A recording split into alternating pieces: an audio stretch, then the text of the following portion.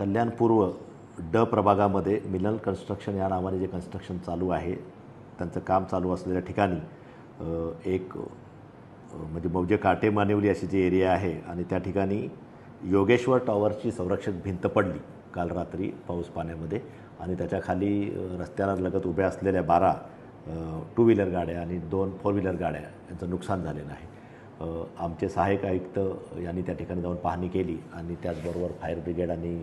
महसूल विभागाने सुद्धा जाऊन पंचनामे केलेले आहेत। सहाय्यक आयुक्तांनी आमच्या नगररचना विभागाशी संपर्क साधलेला आहे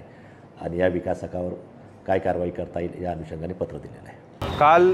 काटेमनोली कल्याणपूर्व या भागामध्ये योगेश्वर टावर याच्या बाजूला सुरू असलेल्या मिलन कन्स्ट्रक्शन यांचा जे इमारतीचा काम आहे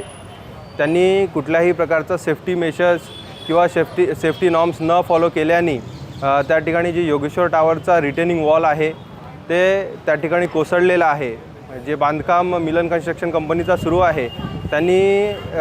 योगेश्वर टावरच्या भिंतीला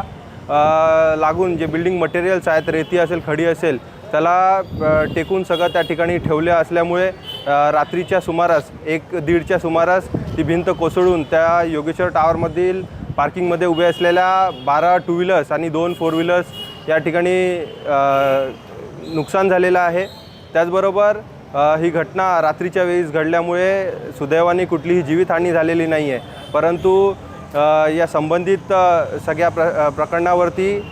शिवसेना उद्धव बाळासाहेब ठाकरे पक्षाच्या वतीने आणि सोसायटीच्या सदस्यांच्या वतीने त्या ठिकाणी आवाज उठवण्यात आला। त्यावेळेस प्रशासनाला जाग आली, त्या ठिकाणी पंचनामा वगैरे करून झालेला आहे, परंतु आतापर्यंत सदस्यांना कुठल्याही प्रकारची नुकसान भरपाई झालेली नाही आहे आणि बिल्डरवरती कुठल्याही प्रकारची कारवाई झालेली नाही आहे। तर आमची अशीच मागणी आहे,